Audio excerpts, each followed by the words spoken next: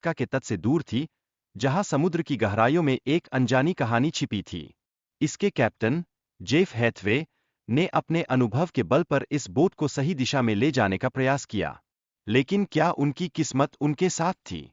फरवरी का महीना था और तापमान माइनस में गिर गया था। ऐसे में बोट पर बर्फ जमना कोई नई बात नहीं थी। मछुआरों के लिए केकरों की तलाश करना कठिन हो गया था।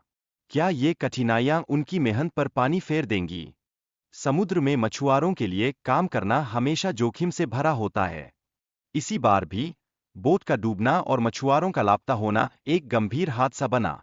क्या उनकी कहानियां इस अंधेरे समुद्र में खो जाएंगी? काई, जो अपने शरारती स्वभाव के लिए मशहूर था, अकेले में वीडियो बनाकर खुद को फिल्म स्टार की तरह पेश करता था। उसका ये अंदाज और मस्ती का जज्बा क्या मछुआरों के धैर्य को बढ़ा रहा था या फिर उसे एक और खतरे में डाल रहा था? बेरिंग सागर में मछुआरों की मेहनत और उनकी कमाई की उम्मीदें लगातार बढ़ रही थीं, जिससे उनका मनोबल ऊंचा था। लेकिन क्या ये उथल-पुथल और मेहनत उन्हें सुरक्षित रखेगी? क्या संकट का यह साया उन पर भारी पड़ेगा? फिशिंग के दौरान मौसम के अचानक बदलावों के कारण मछुआरों को अनेक चुनौतियों का सामना करना पड़ा। तेज हवाएं और ऊंची लहरें उनके साहस को परख रही थीं। ऐसे में क्या वे खुद को सुरक्षित रख पाएंगे? कोस्ट गार्ड की तैयारियों का विवरण इस नाव के डूबने की स्थिति से जुड़ा था। बचाव टीम ने इमरजेंसी कॉल का तुरंत जवाब देने में कोई कसर नहीं छोड़ी।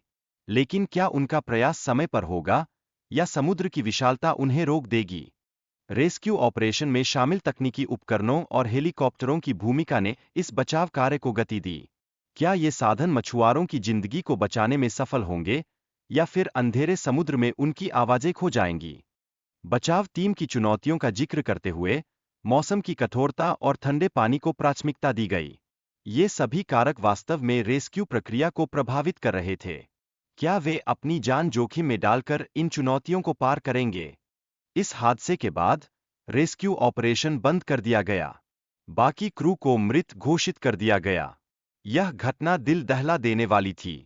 क्या इस संकट ने किसी के दिल को छू लिया?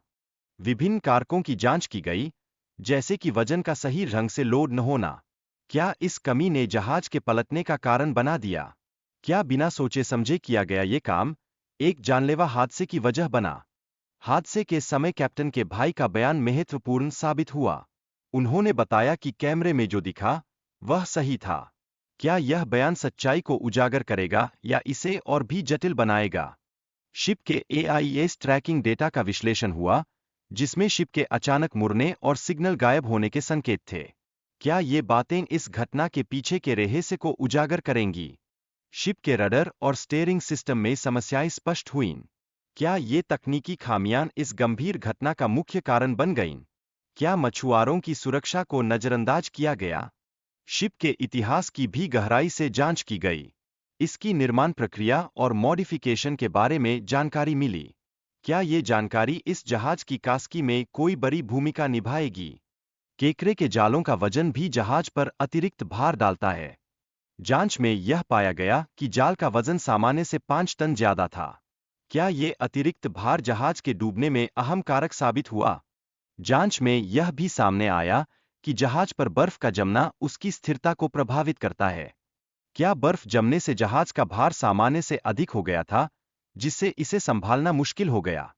जब बर्फ जमने की स्थिति बनती है, तो जहाज की गति बढ़ जाती है। क्या इससे जहाज का ग्रेविटी सेंटर ऊपर उठ गया? क्या इस बदलाव ने पलटने का खतरा बढ़ा दिया?